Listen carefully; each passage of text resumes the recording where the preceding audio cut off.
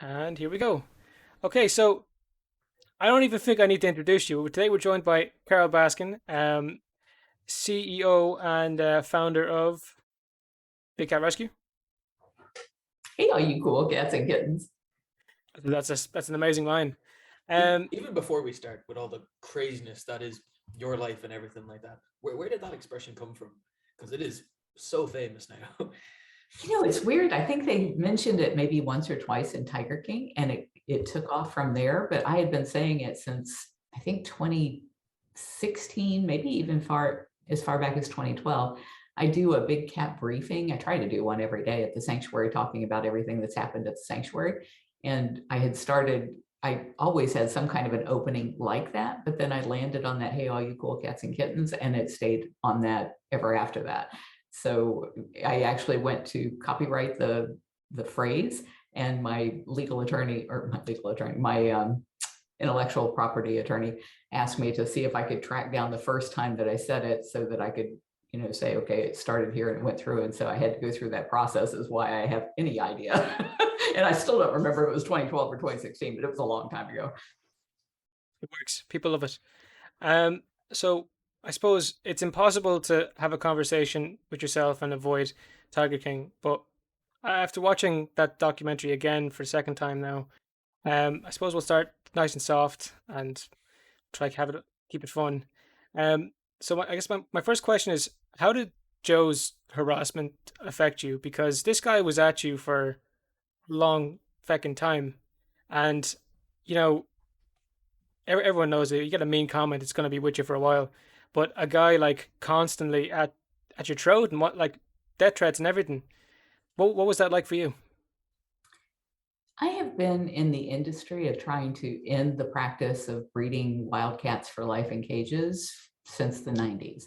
And in the early 2000s was, I think like 2004, was the first time any of these people who were exploiting big cats threatened to kill me. And that was Dennis Hill, who was also in Tiger King. He was that guy with the white hair and the long white beard. And he said that he had a friend in Miami who could kill me on behalf of all of the animal exploiters that wanted me dead. And so there have been so many times since 2004 when I've been threatened, veiled threats, hundreds, if not thousands of those, direct threats saying they are going to kill me or they're going to kill my family.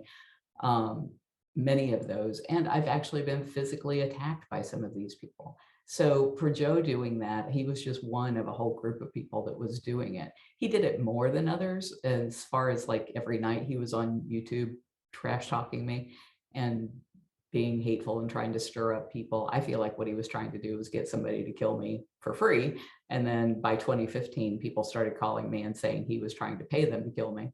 And so that's when I first heard about it. I didn't realize until the Louis Theroux piece came out that he had actually been talking about it on camera as far back as 2011. Mhm. Yeah, that's something rough. Unfortunately, we didn't get to see the Louis Theroux one because the BBC doesn't like Ireland, so we got kicked out of that equation. But what was it like meeting Louis Theroux and doing that second documentary? I'm told it told more so the truth of what was going on. He was really nice. He has such a reputation in his world for getting to the bottom of things. And so we felt like he would be somebody who would actually look at this objectively.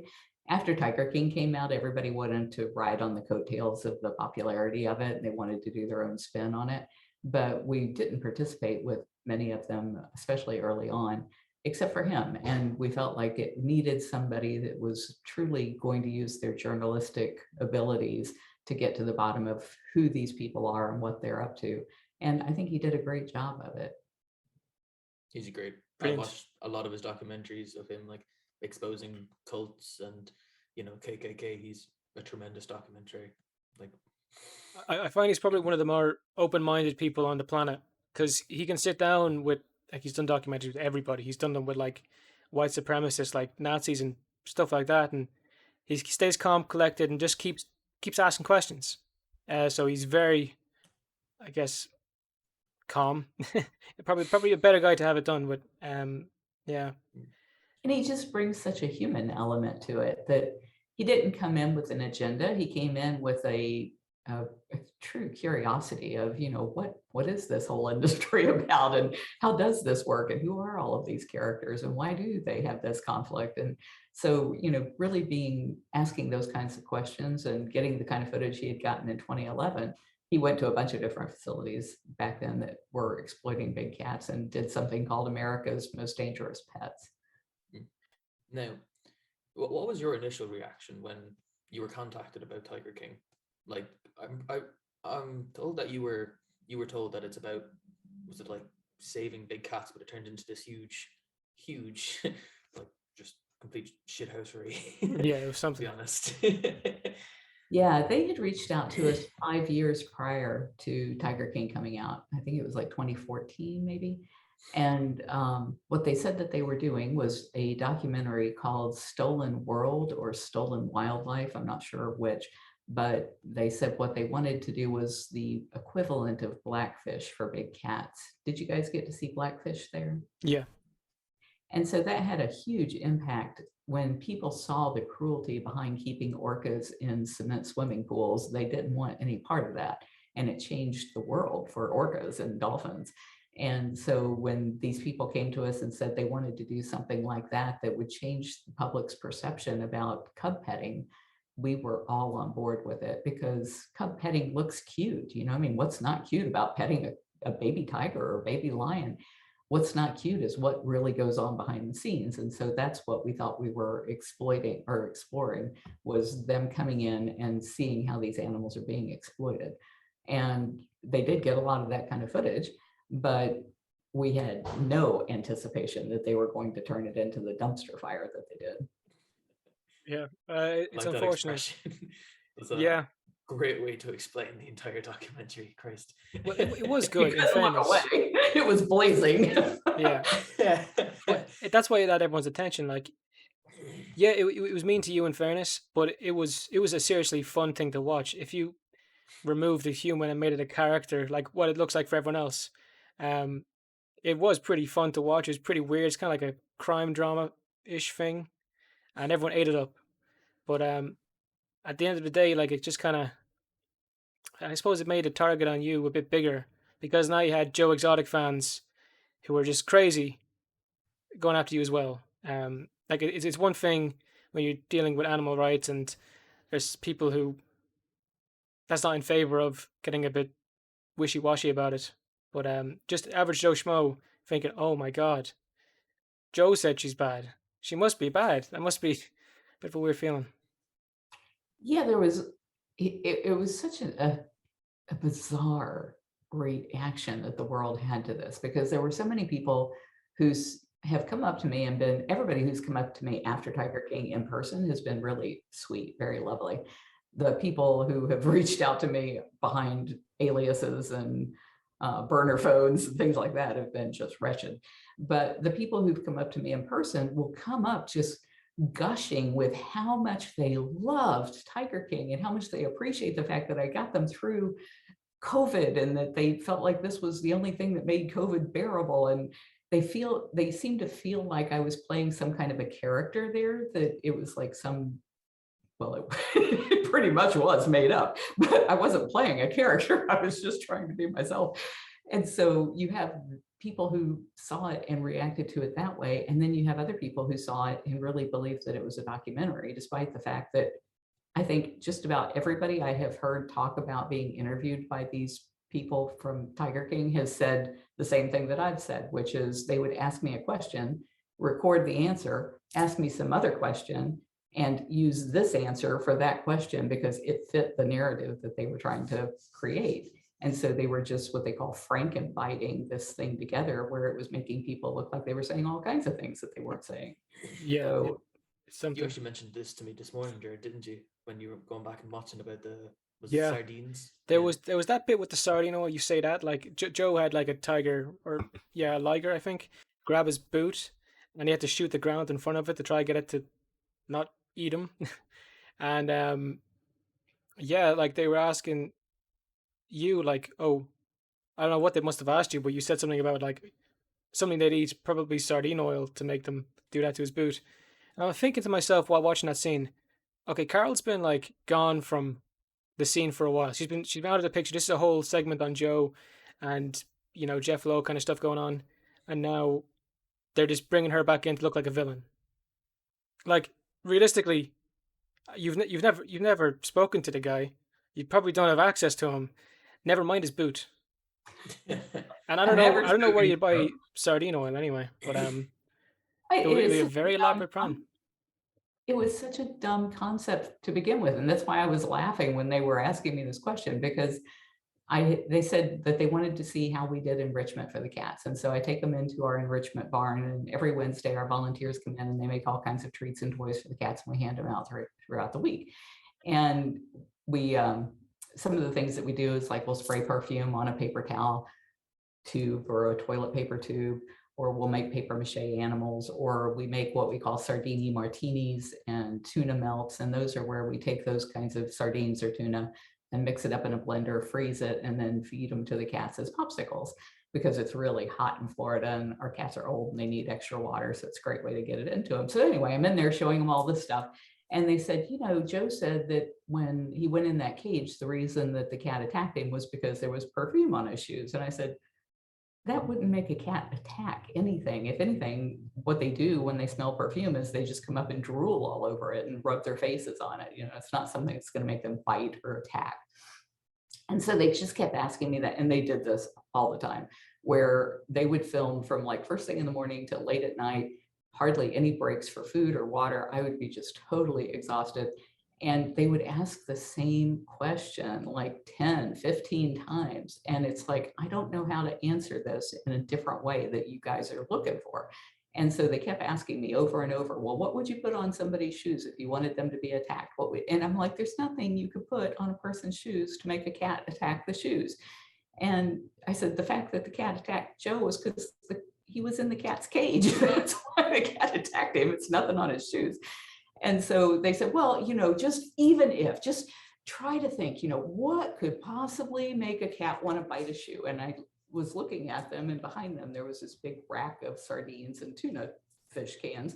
And I said, I don't know, sardine oil. And so that ended up being cut into the piece that this is how they tried to kill Joe. They put sardine oil on his shoes. And it's like, and Hmm. she must have killed her husband by putting sardine oil all over him. And I'm like, what? Yeah, that was You implied as well. I thought that was like, really? That's a big jump from Joe's shoe getting nibbled on.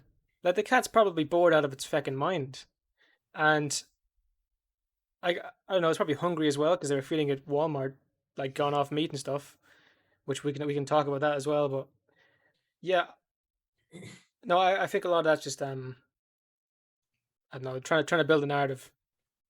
And yet people ate that up. And it's like, if I wanted to kill you, would I pour sardine oil all over you? Wouldn't you kind of be like, this is gross, stop it? I'm not, and you're certainly not going to walk into a cage full of hungry cats if you've got sardine oil poured all over you, because you're going to think, well, I'm smelling like food. So it's like, Yeah. how stupid do people have to be to think that that was ever a thing? Yeah. Um, just going back to the meat again. I know like you're pretty proud of the treatment you give to your cats and so on, and you got a better facility than he does by far, but or he did, but he was feeding them like roadkill. He was feeding them. I suppose that's kind of alright if it's fresh enough. They're tigers, like but Walmart like processed meats or gone off meats. How appalling is that from like what you'd have to feed your animals? The thing that's worst about the Walmart, and when I say Walmart, it's not only Walmart, but it kind of has that they started this program, and now like all of the stores, when they have to get rid of their meat that's gone bad, they just let anybody who will pick it up take it. And so that's how places like Joe's get their food. But the worst thing about that meat is that it's not a sufficient diet for the cats. I mean, despite the fact that it's rotting, and that's bad enough, it's not nutritious enough for the cats because the cats need the entire body. And so I'm frankly, roadkill would be better for them than that kind of a diet, because at least you have the entrails and the organs and the bone and fur and all of that that they eat. And most of the cats really love to go for the brains and the heads first, which is kind of disgusting. 2 days a week, our cats get whole animals. And so that's what they'll eat first, is the heads Mm. off of them. And so they're just not getting the nutrition that they need. And that was when Joe's partner, Jeff Lowe, took over after Joe went to jail. That was what the Department of Justice came in and said, was that the diets that they were feeding were so deficient that these cubs were growing up to have what is known as metabolic bone disease. So their bones are so fragile that if you just drop them from like a foot, they're going to break their legs. And many of these cats had multiple breaks because handing them around as cub petting props, kids drop them, adults drop them when they bite or scratch. And they weren't getting any kind of veterinary treatment for that. And they can't grow healthy bones and teeth with the kind of diets that they were being fed. So that's why they went in first and confiscated all the cubs and all the mothers. And then they went back just recently and got all of the animals out of there. Yeah, that's rough. We had one of the lads on, John Rinky, and he was talking about like that kind of stuff going on, and he wasn't a fan of that part especially. He did have a lot to say about how they're being fed, and I suppose like when they get basically no entertainment, they're in a cage. Food is something that should be like prioritized, but Yeah. like processed meats or whatever, for a tiger like that, it's not. It ain't the business. No, Um, not at all. One of the lot of criticisms that you got after the show was the fact that you also keep tigers in a cage, but if you think about it, you can't put them back into captivity. I think everybody knows that. So can you go over Surprisingly, no. People really believe that I can just go into Texas, rescue a tiger, and turn it loose out in the wilds of Texas. I can't tell you how many tens of thousands of people called me so angry that I don't do that. And I'm like, you want me to bring it to your neighborhood and turn it loose? This isn't legal, and it's really stupid to do yeah, that. but even if you put it in the wild of where it's native, it has no experience hunting. It has no, like, it never learned anything from its parent. Like, blah blah blah. It would just be kind of like a sitting goose, and eventually it'll either starve or dehydrated. Something bad going to happen.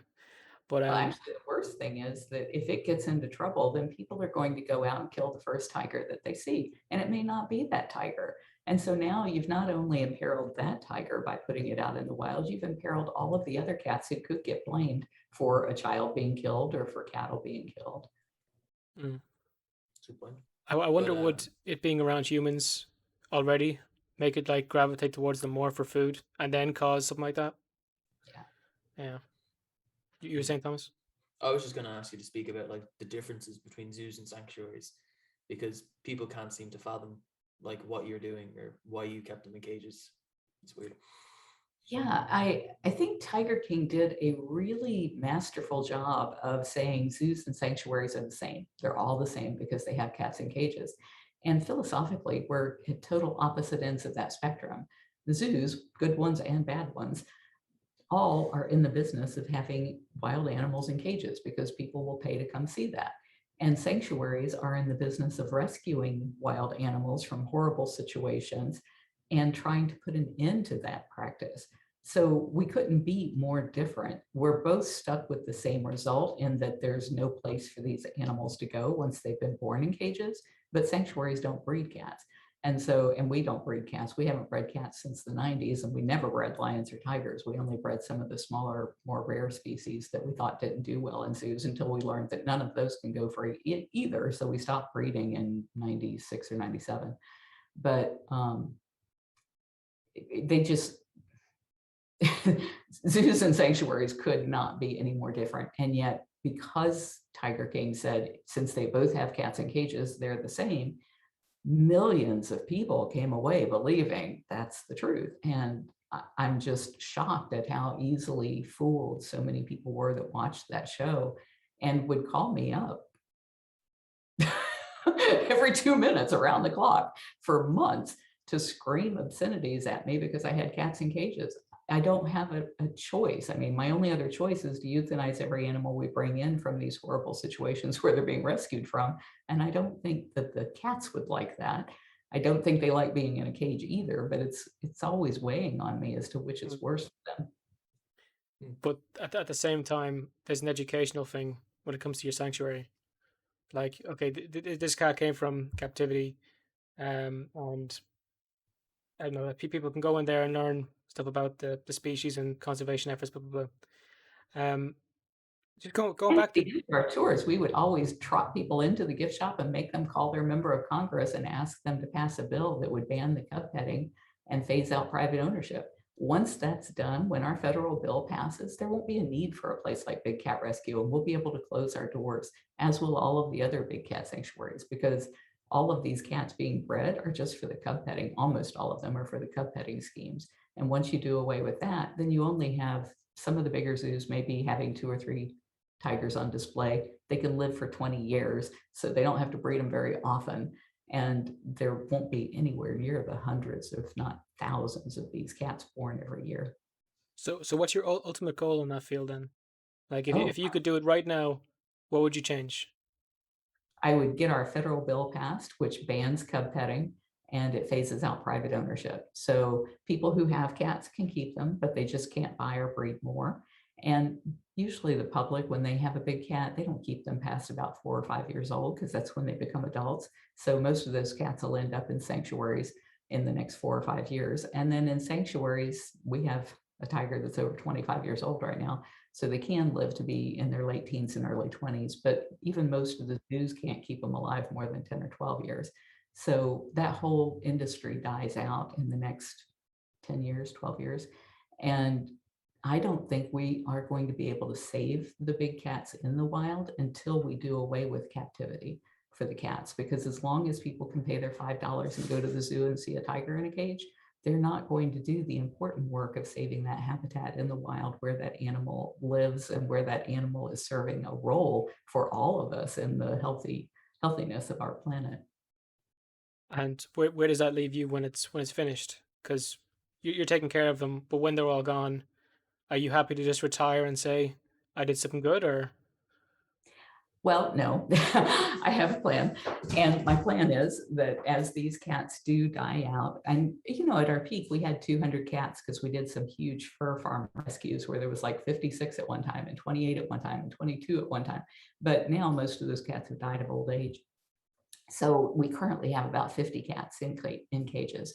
And I expect, probably given the ages of our cats, that in the next 5 years, we may be down to 15 or 20 cats. And we will continue to do bobcat rehab and release, which is something I've done since I was 17 years old. If a bobcat gets hit by a car, the only cats that are legal to release are the ones who were born in the wild. So we will continue to rescue those cats who have been injured. In fact, right now I'm trying to trap a cat that has a really terrible neurological disease out in Lakeland. And we'll, patch those cats up and send them back to the wild where they belong.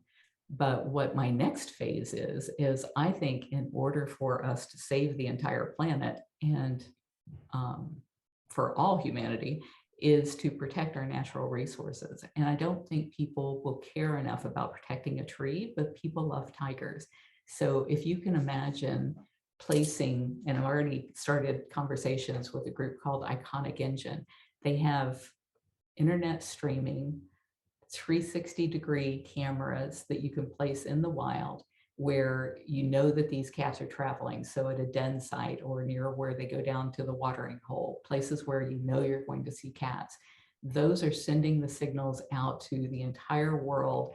Every time that cat is going by, they're capturing this imagery. You can look all around because it's a 360-degree camera.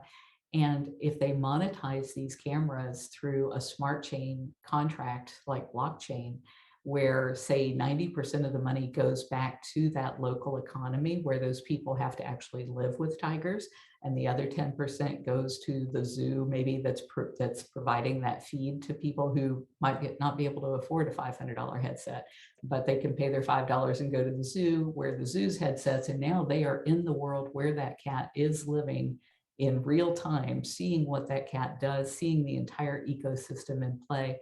It gives the people who live there locally a financial reward for protecting those habitats and protecting those animals, because that's going to provide them a better way of life than they could ever make any other way, by poaching or logging or any of those kinds of things. And once we do that all around the planet, and everybody in the world, whenever you want to see wild animals, is putting on a headset and going anywhere in the world that you want to do to see that, and the money goes back to protecting those places, now you've created a symbiotic relationship that I think can save us. So that's my next steps. That's pretty That, amazing. that is amazing. So you made it in the sense of being like a virtual reality kind of thing rather than just recording.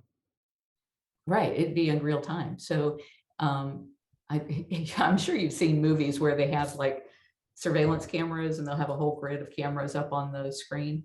One of the things you can do with those cameras now, because we have them all over the sanctuary, they have a heat map. And so I can look up there and I can say, okay, this camera 47 over here has had some activity. So I'm going to take my joystick and hop over to camera 47. And now if I'm in my headset, I'm looking all around. It's like, okay, I saw that there was some activity. Oh my gosh, here's a mother and she's giving her babies a bath.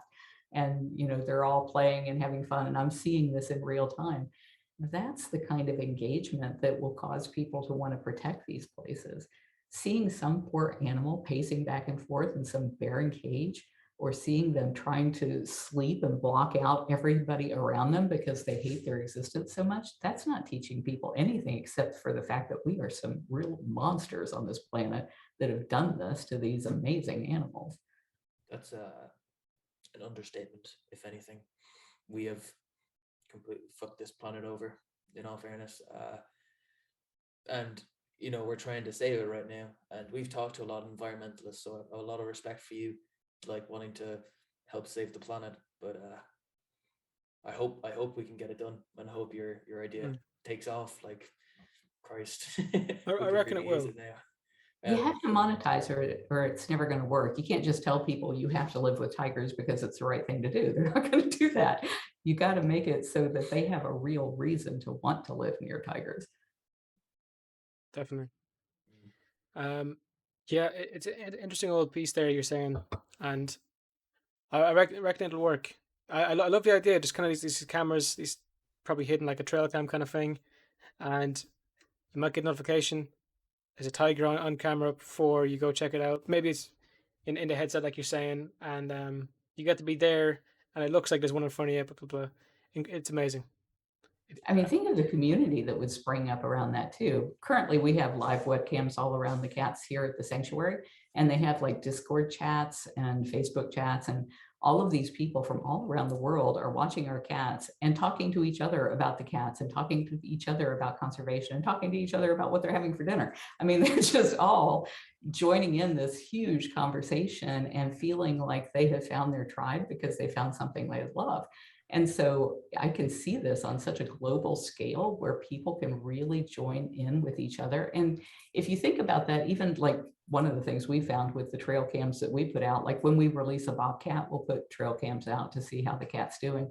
And we catch poachers on them. So those cameras serve that purpose too, that it's a lot harder to go in there and kill a tiger when you know there's freaking cameras everywhere looking at every aspect of you coming and going.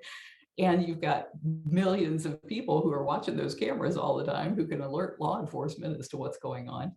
But think about that even from, this is kind of big brother, but think about that on a global scale. If we could all, we're all looking at the news and wondering what's true and what's not true, because we're all being lied to in different ways, depending on whose agenda you've got in front of you. What if these cameras are available to everybody in every city and every place around the world, and you can see for yourself what's happening in those areas? You don't need somebody pitching you on what their ideology is. You can actually see it. Then I think that gives us all so much more of a reason to become a universal collective rather than this disparate, angry mob that we have become against others that we perceive to be so different from ourselves because we don't know anything about them. That's pretty deep. That got really really deep, really really fast. Yeah, but it's the truth. I Yes, mean, it is. everybody has a reason to hate everyone these days. Yeah, And especially me and you, Thomas. yeah, I can't We're stand them. like, yeah. We're like Anyway, Joe and Carol, yep.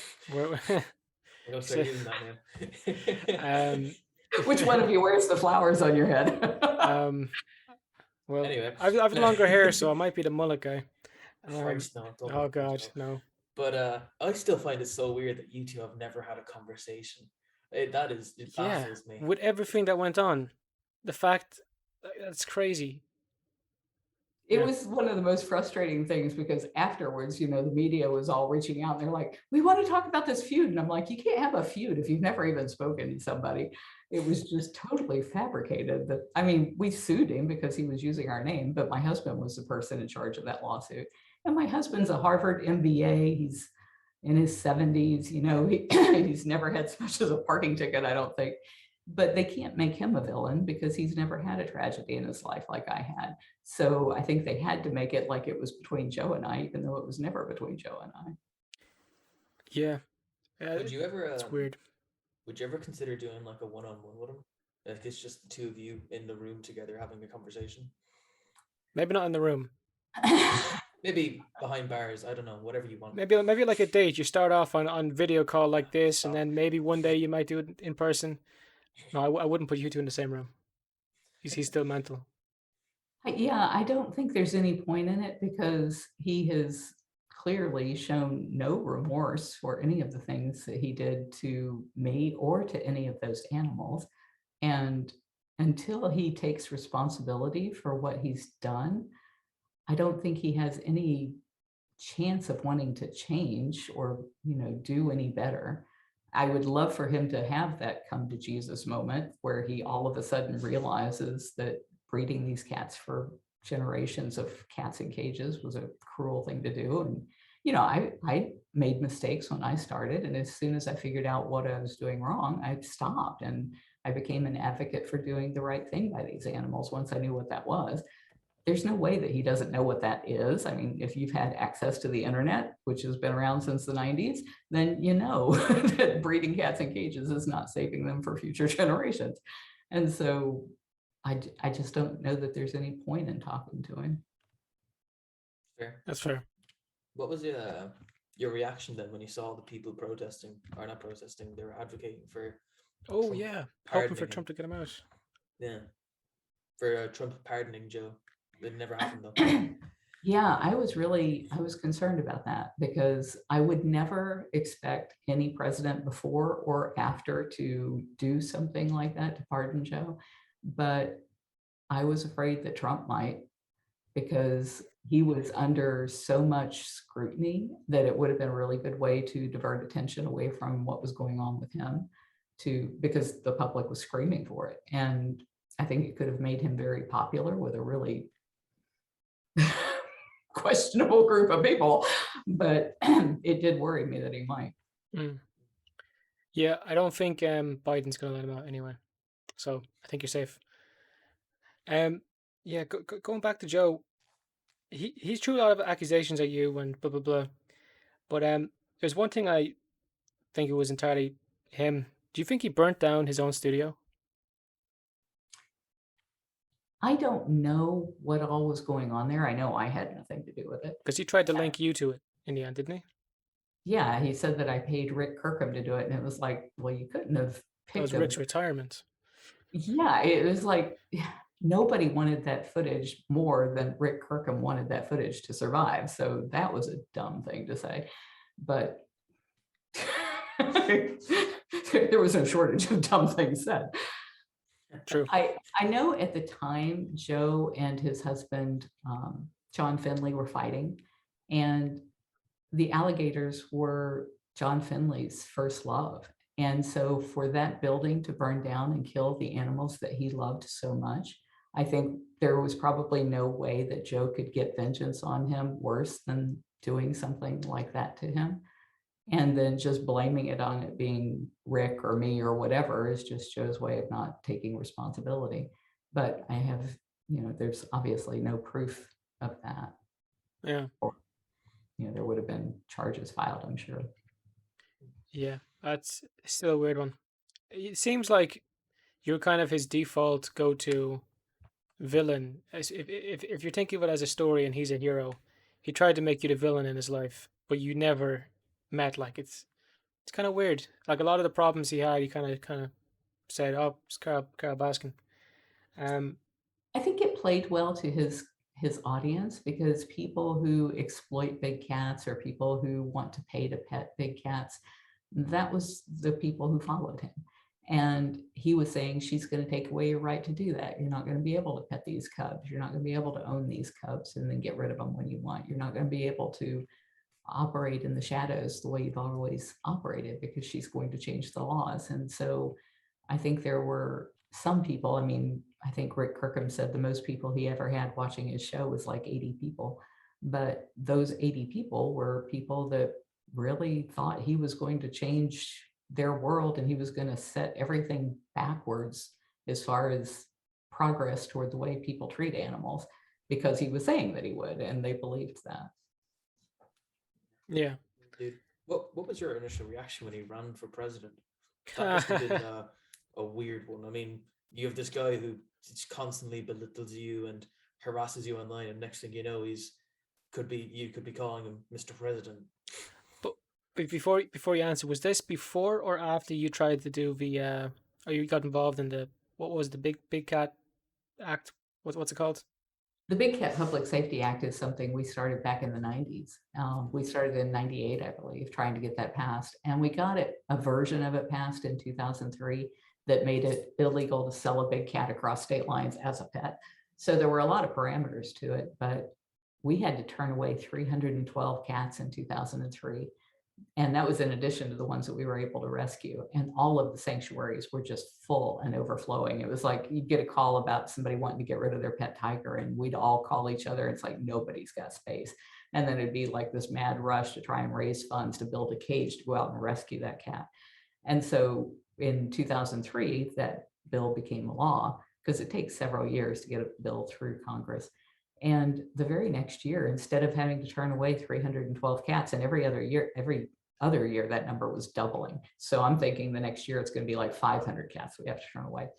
And after that bill passed, it dropped to like 160. For the first time, it dropped. And every year since then, there have been state laws that have banned private ownership. So that number continues to drop each year. So that's how we knew that we were on the right path. So ever since 2003, we've been trying to get this version of the law passed that would then stop the cub petting and the private ownership, which are the two loopholes left in the one from that passed in 2003. Yeah. So maybe he went to try to be president or something to hopefully, in his mind, get stop that or whatever, or to boost his ego, like some of the lads were saying. Because apparently his ego could fill the whole room and a bit more out the door. So yeah, it's unfortunate. I had a question, but I'm after blanking now. What was it? Thomas, do you want to save me there? Um, you said in one of the videos I watched about a lot of online harassment after Tiger King. How'd you deal with that? Do you just ignore it? Do you take it in, reply, or just kind of shut all that out? Well, it was shocking to me, because at the end of watching Tiger King, because when we saw the um, advertisements for Tiger King, where it was talking about something called Tiger King, we contacted the producers and we're like, who's working on that show? Because they had told us that Joe would be like, a 5-minute part in this. He wasn't going to be much of a participant because there's so many of these people that do what Joe does. And we thought it was going to be about all of those people doing all of that wretched stuff. And so when we saw that, we started wondering, and they didn't want to talk to us all of a sudden. So we sat there and we binge watched it like everybody else did. And at the end of it, my husband and I just looked at each other and said, well, that was a missed opportunity, because they had, left out the cats, which are the ones that are really suffering. And they had that one scene where they were taking the baby away from the mom while she was giving birth. And it turns out that that really did resonate with an awful lot of people, that they saw that and Yeah, said, this is wrong, we that shouldn't do freaked me that. out. But there was only that one scene, and they could have filled up 7 episodes of that kind of crap going on, because that's a daily occurrence at all of these places that are pimping out all these cubs. And so as soon as the thing was over, my phone started ringing, and it rang like every 2 minutes for the next 3 months nonstop. And I couldn't change my number, because I'm the person people call if a bobcat gets hit by a car. And I'm on call for the entire state of Florida. So if I get a call at 2 o'clock in the morning, I'll drive to Jacksonville, which is 5 hours away, to rescue a bobcat that's laying out in the middle of the road, because there's nobody else that will do that. And my daughter and I will do that, but we do it together. And so I can't take a call for 3 months during a time which is some of the worst times for these kinds of accidents, because it's a time when the mother has had its cubs. Now she's having to cross roads to get more food to feed the cubs, which means you end up with a lot of kittens that end up being orphaned. And my phone is ringing nonstop throughout the night, day and night. And so I had to turn it off so that I could sleep. And when it was on during the day, I couldn't take a freaking call because all day long it was just people calling and screaming, and they'd get voicemail and they'd leave these really horrible recordings. And so I made screenshots of every phone number. I recorded the first 3 hours of those threatening and harassing emails just so that I had a record of it for the police in case one of those crazy people did kill me, because what they were threatening to do was to kill me, to kill my family, to kill our cats. And in some cases, when I was actually on the phone, because I wasn't sure if it was a person calling about a bobcat, and I'd say, well, why do you want to kill the cats? And they'd say, because they don't belong in cages. And I thought, how did somebody sit through 7 hours of Tiger King and not figure out that I'm the one person in that show trying to not have tigers in cages? They didn't get that from watching the show. And I couldn't believe they didn't get that. And so I sat down and I watched the thing 7 times in a row. It was like, I don't know how people came away with such a horrible attitude toward us when. Well, Joe Exotic constantly said that you did the same thing. I understand your reasons were different, but everyone was kind of on Team Joe, and as a result, you're the villain. And I guess that's how they would come to the conclusion. But out of the millions and millions of people who watched it, um, it's probably just a vocal minority, I guess. Um, I hope so. Big minority, but I guess a minority of 64 million people is still a lot of people. 64 million. That's how many seen it. In the And first, how many of them called you? 63 million. it felt like 60, yeah. Yeah. Yeah, no, that's weird. What do you think of that question, Jared? I have a couple. I thought of three, and I haven't Did you? cemented in my mind. Oh, But just nothing. to finish off on Joe, because we don't want to talk about him too much. Okay, so obviously they build a narrative of a whole episode, I think, or 2 episodes dedicated to the idea you might have killed your husband. Um, so to people who think that, who may be watching the show or whatever, what do you have to say, and what do you think actually happened to your husband or ex-husband? I don't know why people call him my ex-husband, because I didn't divorce him. I had no intention of divorcing him. I loved him. I think he crashed out over the Gulf. And if you look at all of the evidence, that's what the evidence says happened as well. That's not the narrative that was painted in Tiger King. And so people kept saying over and over throughout Tiger King, I think she knows more than she's telling. And they would say things like, I didn't cooperate with the police. And I'm like, what are you talking about?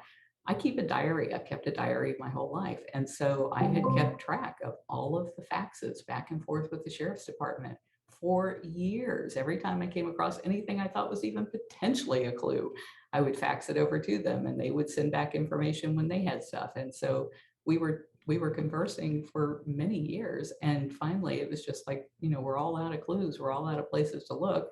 And it's kind of like Occam's razor. His van's at the airport. He's missing. He can just barely read or write. He never apparently had a pilot's license. He told me he did. And I always wondered how on earth he got a pilot's license, because he can't take the written exam.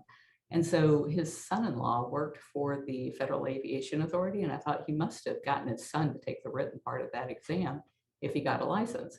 Well, it wasn't until Tiger King came out that I found out he never had a license. I didn't even know that he never had a license, but he told me that he had a license and that he lost it the very first day that he had it, doing touch and goes at a closed airport, which is illegal. You can't take off and land at an airport that's closed.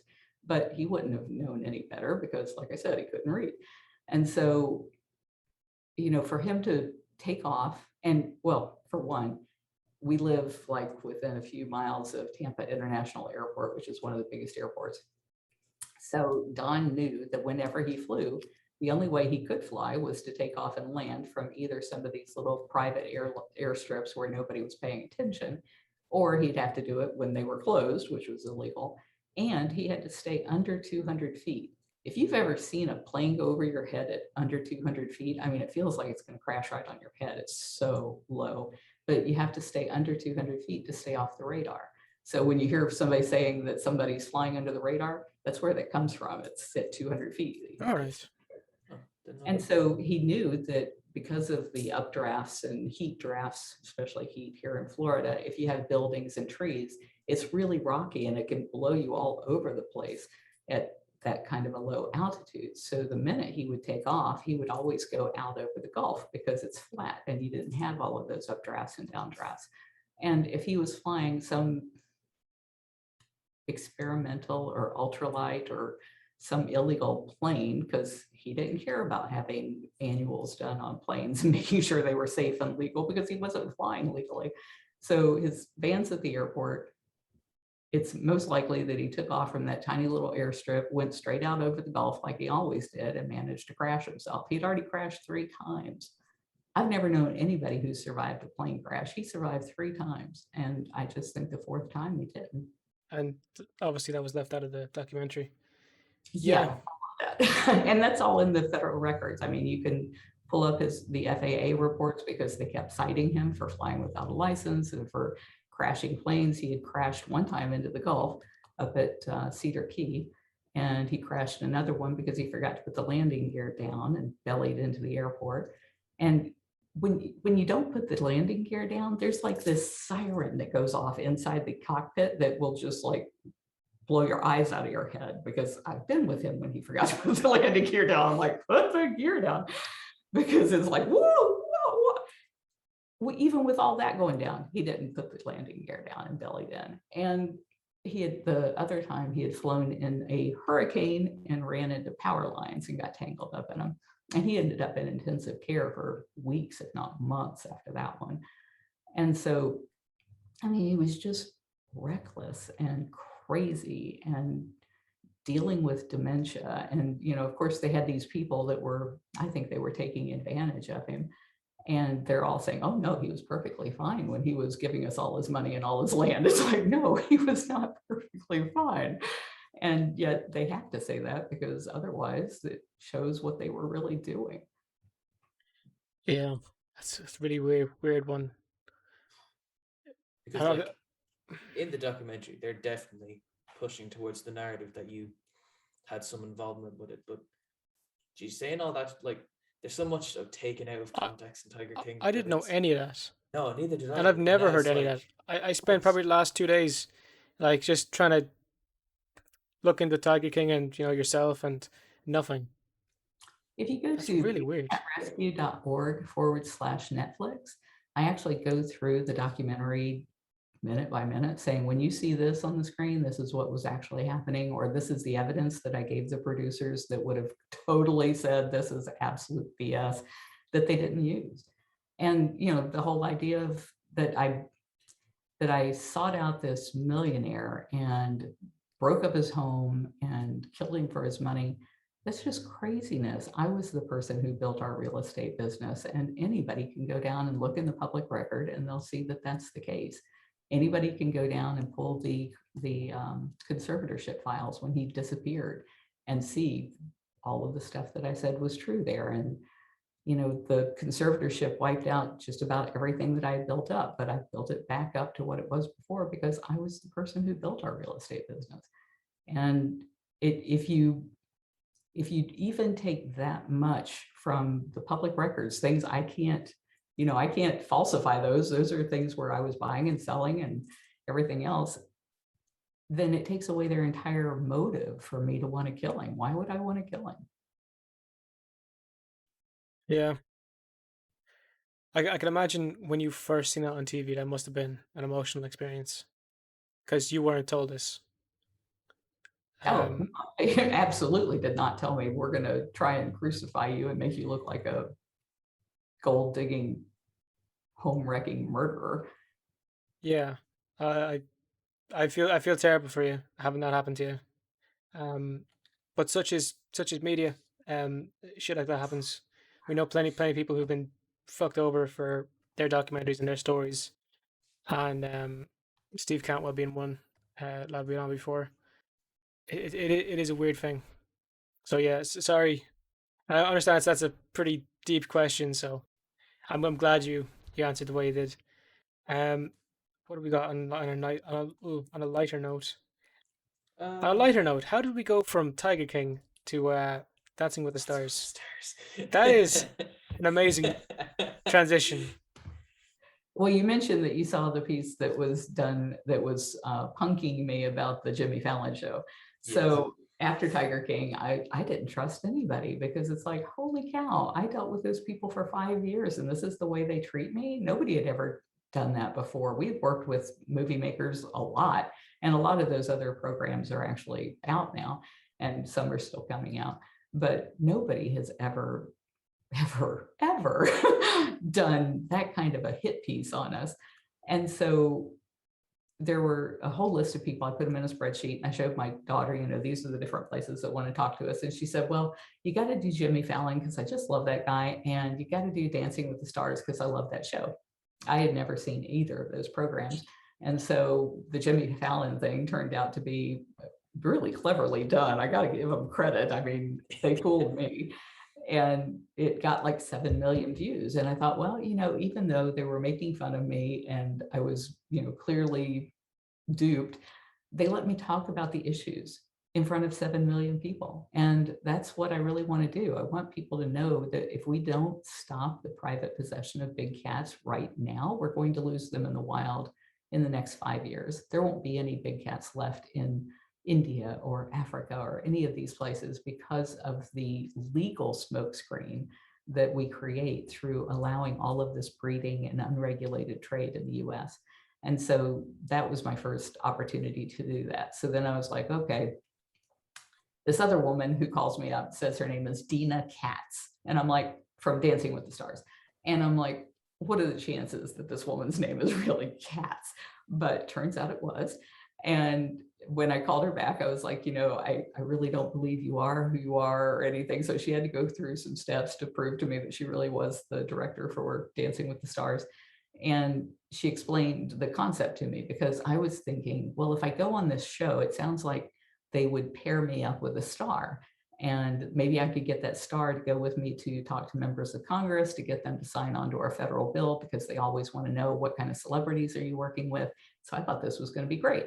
And then I found out that I was supposed to be the star. And I never thought of myself that way because that wasn't what I ever intended to be. I just, I want to protect big cats. And so then I learned I had to learn how to dance. And I had never danced in my life because I was raised in a fundamental Christian family that thought that was a sin. So even at my own wedding, I hadn't Really? danced. Oh yeah, swimming and dancing. Those were like the big sins because those led to sex. And sex is like the worst thing anybody that's a Christian can do. American Christian values versus European is so different. We're Really? supposed to have the older version of everything. Like we're supposed to be, old school. And it amazes me. Like, don't get me started. Sorry, keep going. So I'm gonna get started though, because is Oh it God, swimming leads to sex? How does Oh that one yeah. work? Michael everyone knows Phelps, that, Thomas. You ever been Michael swimming? Phelps must be, swimming and riding for hours. Jesus Yeah. Christ. The guy nearly beat a shark, like Yeah, true. He did do that. he must be poor Wow. guy. Arms and penis broken. No, stop. Oh, Oh God. sorry. Okay, so But no, go on, Dancing with you the never danced Stars. before. Yeah. So I went out there like 3 weeks before the show started, I think, maybe 4 weeks before, and started training. And that was some of the hardest training I've ever done. Because of COVID, we were only given a couple of hours a day in the training hall. So what I did was they had given me this big apartment to stay in while I was there, because again, they had to isolate everybody due to COVID. And so I moved all of the furniture into one of the bedrooms so that the rest of the house was completely empty. And then every day when I would dance with Pasha, who was amazing and patient, man, he was patient. He works with children for a living. So it was Power perfect to that he him. had me because I was like training an ox how to dance.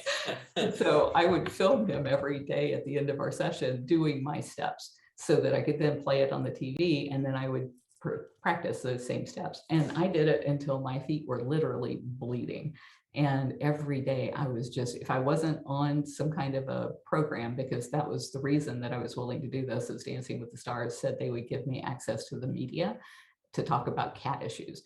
And so every day I was on some program or some radio show or some television show. But if I wasn't doing that, I was practicing dance, because the longer I could stay in it, then the longer I would have access to talk about the cats and get that message out that had been missed in Tiger King. So I was determined I was going to stay through the entire show. And I got scratched by the third show because they realized they just could not teach me to dance. So I don't hold that against them at all. They were so sweet to me and so patient with me. I suppose it's one of those things that you need to have done it a while beforehand. Like it's probably like that in Ultimate Fighting. You probably couldn't just throw someone in the deep end, you know? Like you could probably say, I don't know, to talk. You probably do a lot more other things. Just dancing, one of those. Good luck, especially on TV, high And standards. dancing requires that you be able to like hear a beat or a change in rhythm. And it was like, I could not discern that. It all sounded the same to me. So I could not grasp that this is the point at which, it speeds up or slows down or does any of those things. Yeah. Yeah. Well, fair play to you going on that show, especially Mhm. having not danced before. Um, All right, I got him. Uh, hmm, I yeah. think season 2, Tiger King, comes out sometime this year on Netflix. You have said in other interviews that you haven't been involved in it at all. Where did that decision come from? So after Tiger King aired, then the producers reached out to us and said, well, we want to clear the air. And I said, lose my number. That was not a matter of clearing the air. It wasn't like there was some clerical mistake. That was, I believe, just viciously attacking me and trying to create a narrative for people to believe that had no basis in the truth. And so there was no way I was ever going to talk to them again about a season 2. And so I don't know. Well, I do know from some of the people that they have reached out to that I've heard from that have said that what they did when they came back was they had them sign a contract, not only giving them the rights to use their footage and everything again, but also prohibiting them from talking to anybody else. And by doing that, they made it very difficult for Louis Theroux to even go and talk to these people, because I think there's an awful lot of them that have told me that their words were taken out of context and they were frankenbited in to make it look like they were saying something they weren't. And if he had been able to talk to all of those people and have them say, yeah, this was such a sham, then it would have exposed them. So I think that's why they were so desperate to get everybody to sign this new agreement saying, not only will you let us use you again, but you'll never let anybody else use you. I don't even know what to say to you, to be honest. That's just. Christ. It sounds like their narrative got spun after the first one, so now they want to make sure it never happens again. So, like, would that mean, for example, if we had John Rinke back on, the contract would mean he wouldn't be able to talk about it? If they got him to sign that new contract, it prohibits him from talking to anybody else about it. Okay, because I'm pretty sure he did. Um, there goes the repeat. Yeah, that's really weird. That's really weird. Why would you And do that's that? not something a documentarian does. People who are No, doing a documentary want to get to the truth. They don't want to hide the truth from everyone. So why would you require that of everyone? it's just binge TV. That's what it is. And unfortunately, you got strung in as a villain in season one, and season two they're going to find someone else. So you know, Actually, I've heard that they're trying to continue with that narrative against me because of the fact that, one, I'm speaking out against them, and two, because it sold so well.